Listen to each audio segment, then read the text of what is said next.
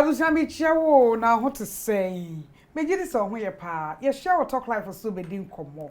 Baby I share free bia ye da se no bre why. Ye wo empowerment bre mu ye suane ma bebre but etrenti ye ne nyai chesoa.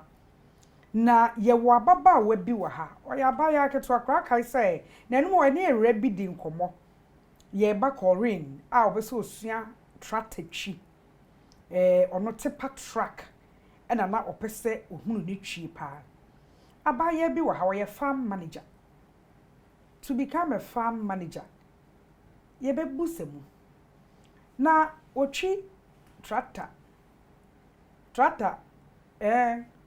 Bu itimi usani de na su sa de a.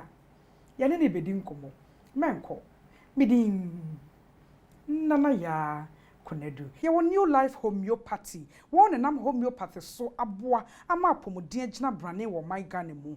Ye wo Kafam Ghana Limited. E buy electronic appliances pa dia Ghana ha wonko ho henfa e na abeko. JM Ado and Sons say wo sori anopa bompaye. Eti ye wo budgets de bompaye. Ye wo budgets de no aduane. Obi on ma diabetes nti amo adi de cry style bi on. Wo hia Galivia strips. Ebeboa mo atimi a check say wo sugar level na te say na set say JMO products bebre KKP pra roofing say and dane kokose chinga so china na be sudan ene ya wo si a ebeyi Meren Royal Enterprise what the risky powder stocker ye den hahama frefre mu what the eno na ebo ye chidom sana strike energy drink ye da se pano bread ya boafo no ase ye ba set so say ya Roji ene siesie meti ho mame eti eye Roji 1 hair ewo Instagram ene ne page anase na account no afei Thames Touch tima betwe anim ho abonsema ma hu so ho aye fe dash fashions nso siesie yen hye atade na the very generators ahwe power needs stay focused photography atwitwa infoni aba fresh my aduane di one yogo or snack yen Blue skies and so snacking ye da wo ase enne wo talk life so me wo young woman bi wo hase ye friend Gifty Ampofo ye nim Gifty Ampofo nim se Gifty Ampofo ye madamfo honorable Gifty Ampofo enye ono a we ye Gifty Ampofo wo ye tractor driver ye be di no hon komo e wo empowerment season mu anti Gifty Eti say ami adam me hoye na adwuma mti say adwuma mboko one adi tree tractor pa chai ada we tomboy Debbie ba we sporty Debbie say no see two HS we sporty we smart yeah adwuma ntia na me smart smart yes so I smart down to me oh yeah yeah young woman Gifty Ampofo or a tractor driver. You be din komo. Ye ba be sua no. Ye be steady no. E bia na so betimi asua bibi wo no ho. Oba pa. Pacho wedding fee say. Mo 25. Hello. Hi. Me nia keto akra ni wo. Pacha. 25 kra de means ra. Sa me imagine say me won tem aka metimi wo. 25 years. Pacha. And now we are farm manager. Bachai. Ewo Agro Kings. Bachai. Ebujan for Agro Kings, agro company. One more dot ete e bag enye sa. Bachai. Ti bibia ifrefum. Bachai. Mo dot eye hu bibia. Bachai. Yes, you're a farm manager. 25 years now you're manager. Aye. Eh, ene o si mu ntemo. Aye, Adam. About saying, yeah, sure. At the end, they do call farm into farming. I be a farm manager at this young age. Farming idea, and can I say, Edam Makumaso. Okay. I na me dream say sometimes you pay Adriani Beata, I Nina Ayadin. Aha, into no, me and Tsunami Persemi Hunia, I ya, Edina Adriane, Intana, Miss Miko. Family. It's growing up, no shall say. Growing up, na eja metitema. It's we at my girl. I'm yet my girl. It's say what you ma for him. Meduma o Kasunya. Ewo Esitware area nim. It's where free city call. Township. Yes. Twaso. Yes, inti just a school and edim kopie Kumasi. Ti Kumasi no my grandmother or farm in the Kumasi so the am was some backyard farming. Aya oye interest no so eba monte ana me boano or body kakra banche kakra nyoma nketenkete aya no so odhwe ne how far inti no mu as Niger interest no one inti me call school so me koye agric inti no na eti ebra akola bi eso a we de me doctor be de esi be de eti uso na aka so be farmer oh de misa ne de me na nurse adwuma na wo mani so se me boa nipa but me hwe say enye se nurse nkwan na obetimi ide aboa nipa se odo na oma obi aduane nso di a eno se manipa ne nije e manipa ne apomodin nti eno so kire se wo boa nipa okay eti at what age now decided so be a farmer? Oh, at 18 years. It's been fast some 7 years back. Yes, please. Now decided to be a farmer. That time now we're SS. No more SS. SS saying. No more SS. I think number SS. Baby SS. Baby SS na. I felt I was good in agric too. Until agric nice, but na menya AA like I understand like na subject me TRC. Who call school from Form 1 to Form 3 no. Na agric. Na me a science student. Science student. But na ka wo science for nursing. Yes, please. But na agric e kan courses. Aye. Who school secondary school? Our Lady of Mercy Senior High. Olams. Pachai. Oh. Ewatema. Come to one. It's just a tema girl. Aye. It's bro developing interest to agric move from Form 3. I will be we school no. And then about him, we say we developing agric ne saying we call agric colleges ni be an hour then. Yes, until me school me apply for semester D agric. Okay.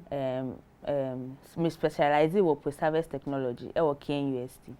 Until na me ko sua agric ho nim die bi e kan ho. It's work university. Mpachan. E de do. Pachan. Oh, we was all university was all about tie. We was all university was all true and him got na adwuma bim. Oh, we university is what they call up. We're a serious candidate. Hey. Gifty. Eti Ebra War University. KNUST. Now we have program ben kasa. Post harvest technology. Our Greek. Bachan. Under sciences. Yes, it's under agriculture. You are Greek and kasa. You are Greek. Na ma say na wo moye sa course. Near 4 girls and then near post harvest. And na emema be say. Emema be 20.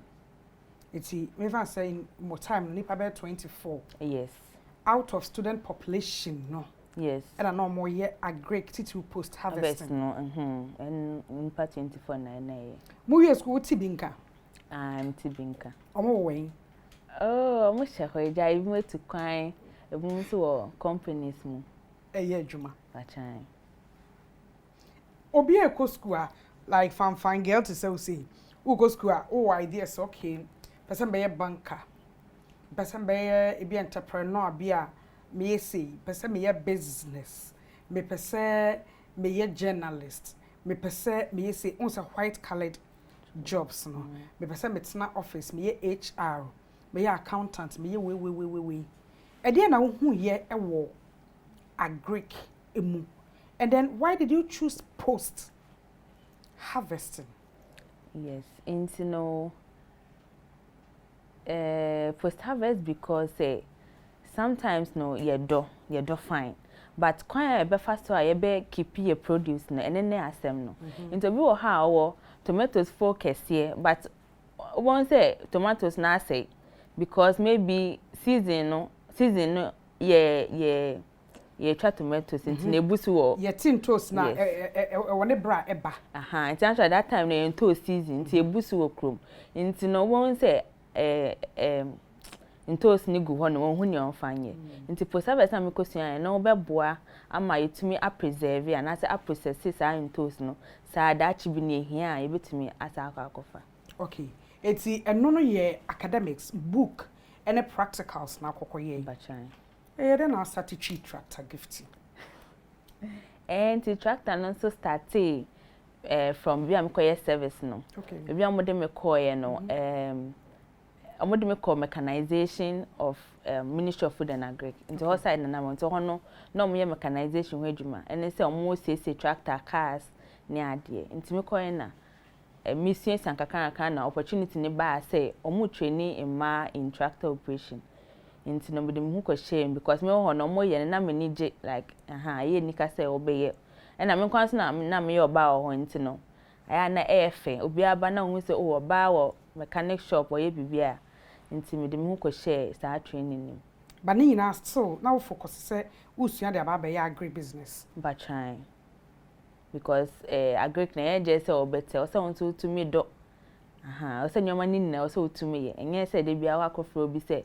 ombra no mbedo ma na waji usika bra wa so to me ye enti bra wo wie university ekoye national service and on your opportunity now to attract a tree bachan wo wie service no ye wie service e dey say be maintain you wo wie ne maintain wo be bia akoye adwuma no na pacha o maintain me wo ho enti through the training no wo wie training na we call for 4 months internship. Okay, Inti nyame adom wie en me call Cafe Farms. Okay, And I me call ye me internship e wo ho no. Ha. Abuza for any enua Gifty Ampofo. Where farm managers e wo Agro Kings. Mama ganjo sa Agro Kings, so mo ye mo.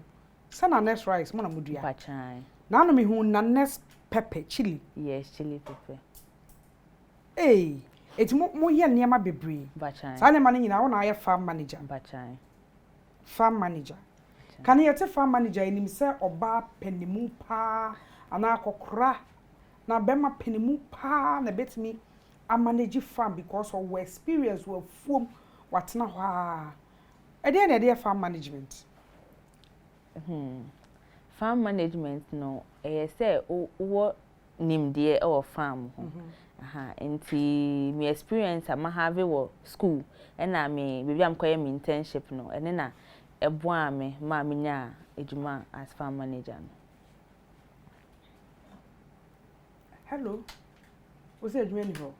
Ye na Gifty Ampofo na di nkomo. Ma me ka say one yogo or refresh yen blue skies or snack yen. Ye wo aba fresh on aduane ma ye die stay focus photography try you for ni ebra ya ba set so roji 1 roji hair see yen and natima or Thames touch why ye makeup kama stay focus photography ni try you for ni ebra ya ba set so ye di nkomo e wo empowerment mu young woman or a farm manageress otwi tractor twie ne ba ha ye ba ne hu se o manage farm so ka ho e ye talk life ye say no and live well. Mama na ye sponsors us. J Amado and Sons Borges 1 + 400. Borges apple cider vinegar paradise mackerel. Ni nyina wo dwom tutobi na de eboapo moden pa. Ka Farm Ghana Limited electronic appliances na pay. A TV, washing machine, gas cooker, rice cooker, cooker, bibia. Ka Farm Ghana Limited will be. Na jesio bebia 050 00000105 and 05000000106. Yeah, when new life homeopathy, a horny and homeopathy so boa, and me nya pomodin papa. Wopa wo ya rebia be show ho fibroid bi anaso wo de tebia bia wakomu a enya ode.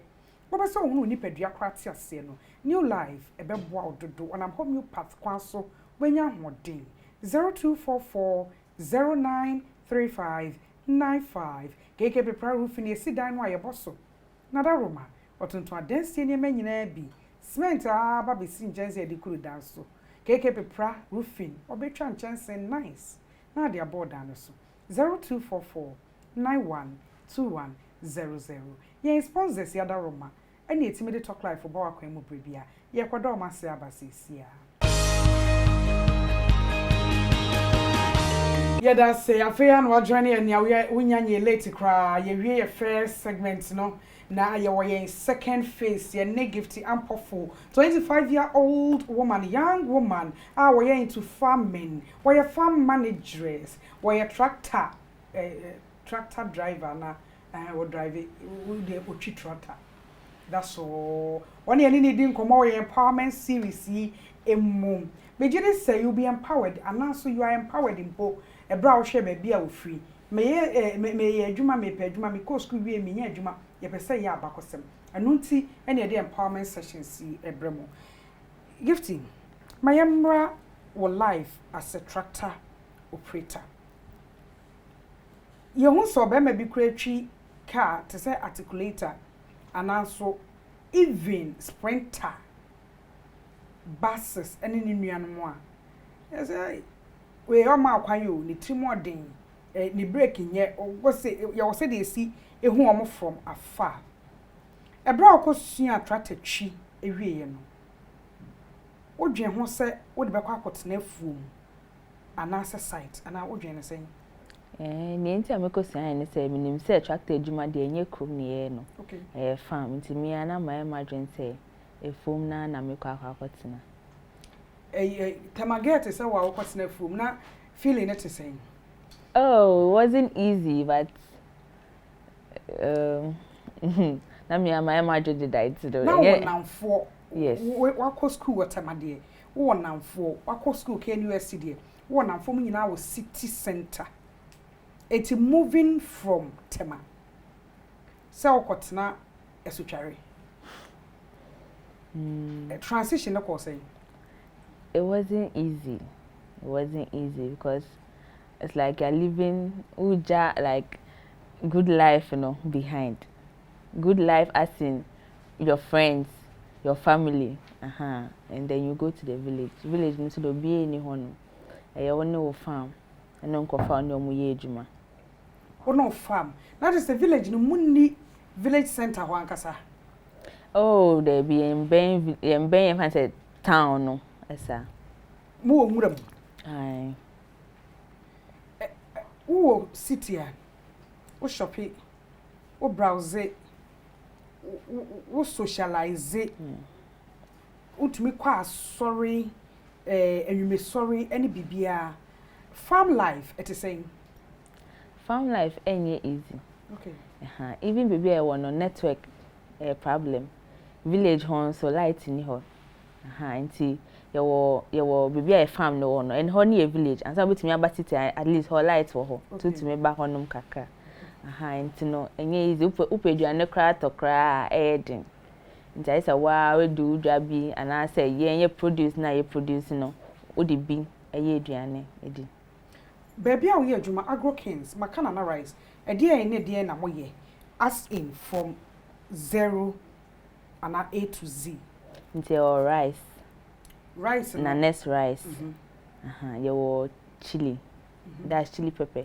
your sweet potatoes your okra your jenny your cabbage your tomatoes nti so far nyoma we mu na your wo farm wo na wo manage no pachan emo no mudua ana mu process ye dua ye process ni a bag nti from start to finish and you say wo ye factory ana mudua mo de ko baby foforo nti ye dua na ye harvest wi na ye de come milling centers na ma mele na ya sorting ni bibia ye bag ni bibia na mo bag pachan na nice rice de me hu no town me medibida me say dibi because me local rice enti cabbage what the bar market na beton mo yende carrots and other vegetables no pepper ne de me misa because me hu some why no yes there was sauces yes enti mo market here here for mo de niema no mo time mo de niema no ba market centers market days e beton mo yende nti ya wo ye customers ye wo online shop nti obi pen online otiminya na e de bi nso come market nti say say average Ghanaian no betimi akọ market akọ ebi wo market. Enti market no de ma edwom ma ne ton. Enti edwomfo no ebe etumi betu wo farm ho eton. Okay. Betu wo farm no ma ton. Ma farm management e ne sen. Farm management no ne semfo ne say obe make sure say edwumade bi ekoso wo efom obia ekoso pepepe. Obe make sure say obia ye nedwuma bibia akoso. Elafo ye ne Gifty Ampofo na edi nkomo ewo mu a obe hu footage owo na fom. Ye de o fom footage na eba ene se oye adwuma. Enti no ahu se enye talk shop action oye adwuma nse de esi etie ankasa bi a full processes ni nyina na yentimi emfa monko ensi but at least uhu ne se owo ho a woye adwuma talk life yes no and live well enti tractor ni twi no ma menyina ho wo de yeden eno anse wo de call rounds wo farm ho kohwe se farmers no omo ye adwuma yi ananso wo de yeden Inti tractor no ye de plow aside harrow na ye santo wo trailer che say harvesting your ye de gum ye de moving your ma in and out of the farm. Inti basically sa edwuma na tractor na ye. We are great bro for na kan. Mo de plow and on ye de I say o loose o ma soil no aye soft. Okay, o funtum asase na. Aha. Inti I say o ma asase no eye loose. Okay. So betimi a plant it. Enti on the average in a day farm within farm what made the tractor echo how many kilometers? How many kilometers? Okay, so farm no krenye mo checking in kilometers, but mo checking in acreage. In acres. And I say hectares. Yes. Okay. And no a day with my 1 hectare. 1 hectare equals to how many acres? 2.5 acres. An acre, on the average 4 plots. Yes, please. Into 4 plots no times 2. Yes. And half of so. It's just 10 plots and a hectare. On the average no 10 plots and now what the tractor fast in a day.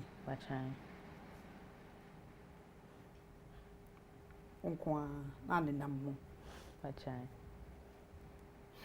Eju de wo tractor no edro den efuntum asase wi a wo de dua den ene ade.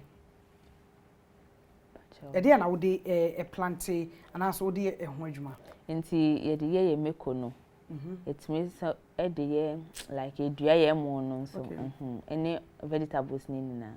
Emo no udua edi abosom esen ansa ena enyina na se aso amwati 3 months udua mo na abosom me ensa pe ena mokonu nso mekono nso enti mekono de first also one nurse enti one nurse in be 3 weeks na transplant a main field enti we dey come main field na by 3 months no so be hu say e fruity betimi asase o harvest enti che se emudua enye afimua na udua wie je say 1 year ansa na watcha na wati ti almost 1 year no betimi aye mo be 3 times 1 year betimi be 3 times etua feedu aduane de obenya bi wo ho ye be ma mo obenya moko cabbage wo ho de aka bia behia ya anwa so krapa na adi eti a sort out of bills emu mpachan because see I no call ejuma na nyoma boy de nti wa udua wa de na wan so u fili a na ye de nti aye pa baby a was a light ni ho eti udesum but weekends aye ye batown nti ye balance to ne kakra eti we sacrifices say unya TV nhwe throughout the week. Yes. From what crowd the honya shinti, unyam from a papa. but ye bus city life light near social media near dinner for 5 days in the week no we share the nyan papa biasa we share the nyan papa sa but your farm so make provisions into ye build a container house. The container house no ye the solar panel e dey atoso sa na enya light and sa na living on the farm no so you comfortable am my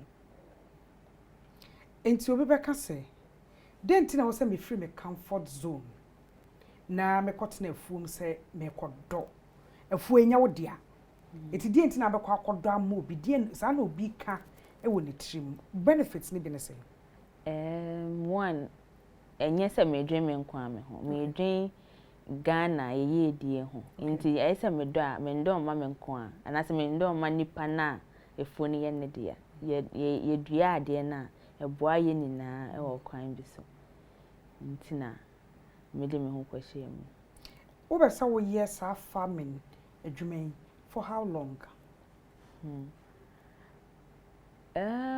For as long as I can. Yes, I don't want to stop farming. Farming idea. Mpese me wom. Say the sister when you wadwe say obejai. David. You talk live wo ti kromo pemframa. I thought that you doom light I'll say netco ECG or no de la like so mind or building a career. You talk live. Yes no and level. You be kwa koda aboafo ase aba. Ye beto ankomo iso. Medans ye da sponsors as Kafam Ghana Limited, New Life Homeopathy, ye da Jemado and Sons, Borges has ye da KK Pepra Roofing. O mother woman ye talk life for Bremon, Pacho Gifty Ampofo, ya baba was on no award don or da so has say ye di abrabomu and komo na ye share the life said ye was ya shano ne baby adachin obeso could do a empowerment series emu. Gifty Mijidi say oma oni omo call senior high school e wotema would asu share bia omo ye unemployed bachan be say bia na ye uni omo ye close and I say na ye from afar omo ye unemployed a onim say omo de na boda so page ma omo doso omo doso pa omo doso bachan omo hia wade de na omo keka kire oni bi omo ka say juma ni ho na it's like omo adwene some pe comfortable job. They are easy to do. Now be dress shepe. Omo pe yen kan say bre. Yenti no aya naija meto omo fo kakra. But I think say ni omo ya omo adwene some be no na omo pese omo yenti no. For how long do we share be why encourage you omo to look elsewhere apart from white collared job? Especially my female friends no be to be woman they are very close to me nti me catch am post am join them na enko from so there be am to me live this life no ma am free e kroma kotena kra say e be the number bo mo life ni ade nti it's like oh you know be catch am bia no am nyoma dwen say am be join family uti we say na ya memenda na ye record talk live ye yi no kwasia dey say obi hia wo na still city girl no mu me hu se ko ana wo ba me henti na wo mu oh and there wo say na me ko city na my city me ba me town so town no so how to me ye nia wo pesa wo like city life and so we cross into by you so we cross there be wo to me live say nya office city aba no and so cry ma nkofo show no mo so improve wo mo life ewo township and village one because you meet a lot of young girls they don't even know how to even maybe dress or even keep themselves but almost sure how you present yourself no almost share no some dey almost life obi ka say sika wo bush you are a typical example of sika wo bush adwuma wo nwuram enti na wo ho say see mama pen ne paper na am se tworo die nti adwuma wo bush ana se sika wo wura mu a e de na ka betwura me akenkan etibi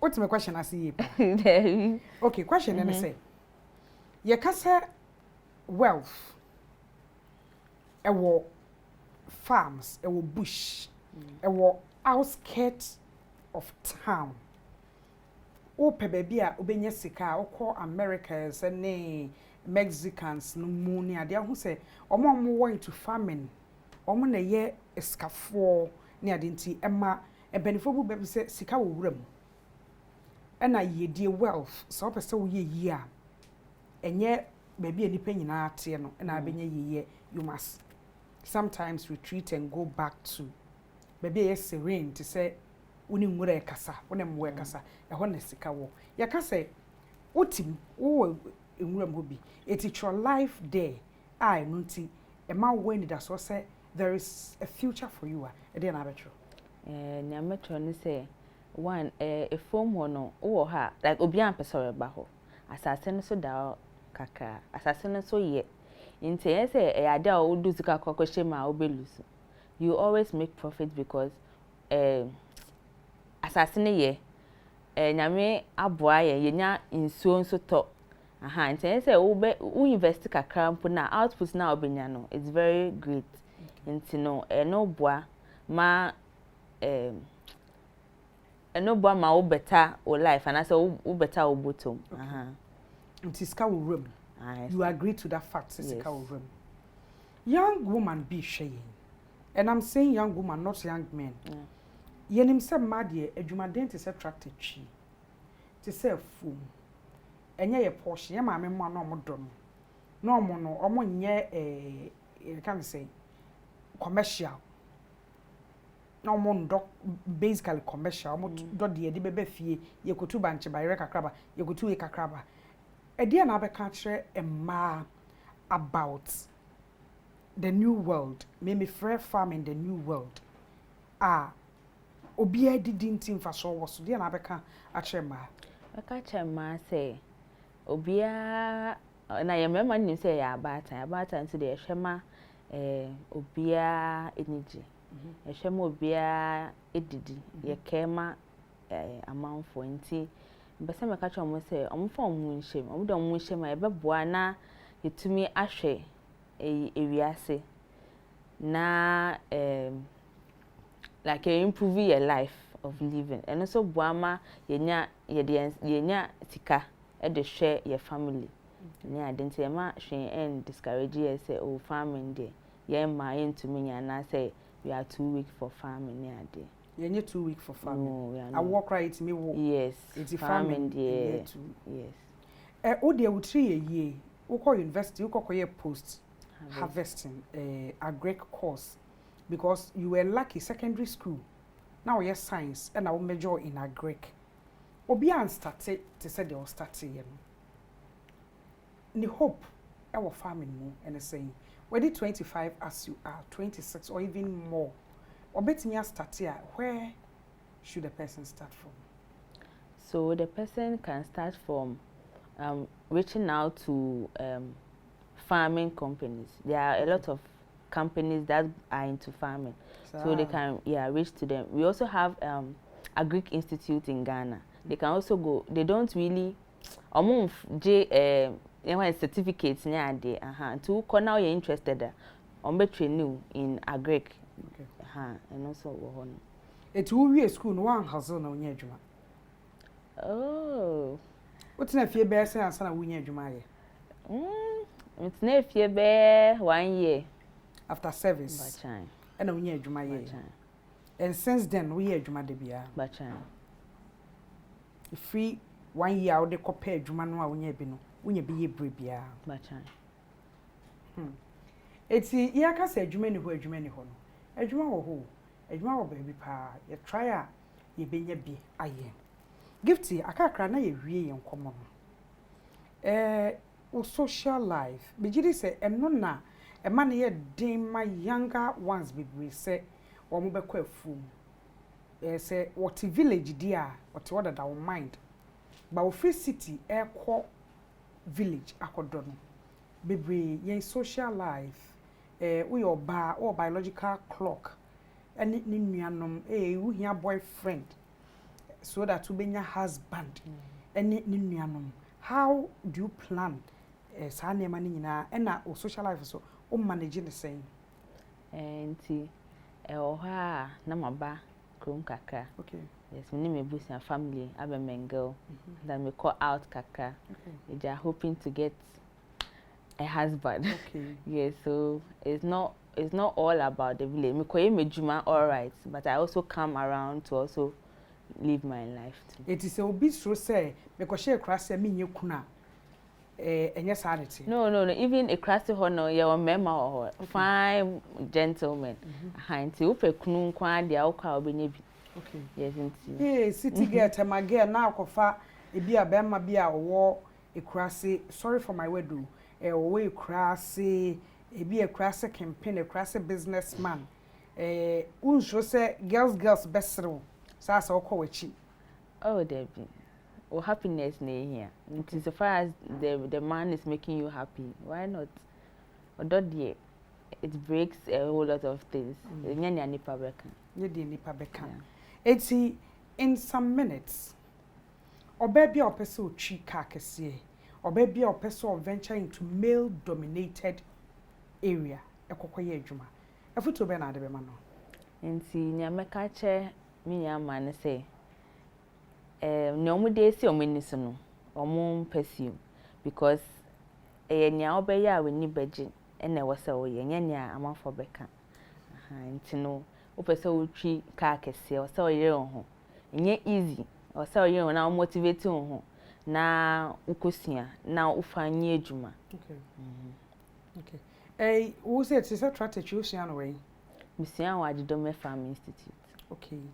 Nti I hear for the mouse had directions we nyina because ye nyina na course secondary school ebi mu awie page mo mu nyaaye eti wo ye dey na wo choose sa career pathway and then you are where you are and my decision I make is say me agric no nti enne ma me search ye wonya career guidance school ye too for say ye sha obetimi aye we. Yes, I had counselors from school until they encourage you until one who say oh yeah there were particular subjects mama encourage you say oh you are good so try to pursue that cause and it was really helpful. Me yeah no so eboa me. Yeah that's so bad yeah. I was that say and then ye ne ye ba ye nua Gifty Ampofo wo ye tractor obi ode ye adwuma wa fom tractor driver. Where farm manager, ya baby or ye juma agro canes say ye fuom and or ye juma wo free crying tama and wakwa kwatene krase a crabia so a suchare a honor tie and a war ye queer.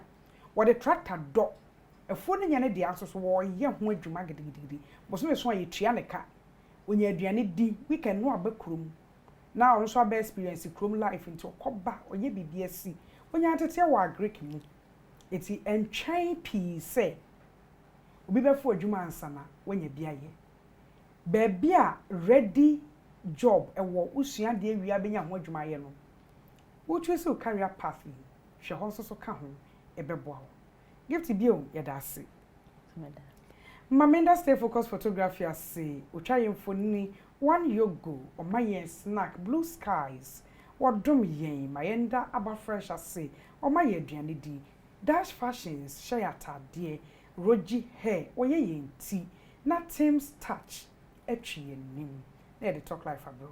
The very generators, or Shayan power needs, Jamado and Sons, or the Bodges, 1+400, Bodges apple cider vinegar, paradise mackerel, any baby and abba. Your new life homeopathy. Wanam homeopathy kwanso boa, ama yenya apomodin papa. Dr. Makeje na Pamford and Suman.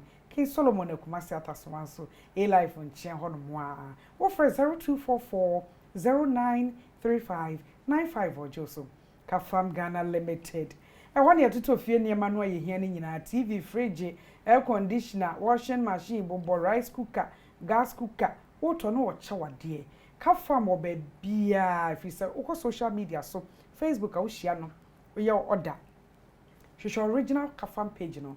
And yanum LBB fake accounts. Original one, it could over 800k followers and like over 800k followers and likes. And yes, how dear friends 050 00 105. You will take paper roof in our turn dance cinema. Now sounds so young chance the crew dance so 0244 912100. In my creator Romana talk life for baby about wakwemu and so I think you are empowered. Miss Su say, what's your baby a bebo? Our empowerment series emu. Meda CP, medin Nana ya Kunedu. Talk live, ewone dasene.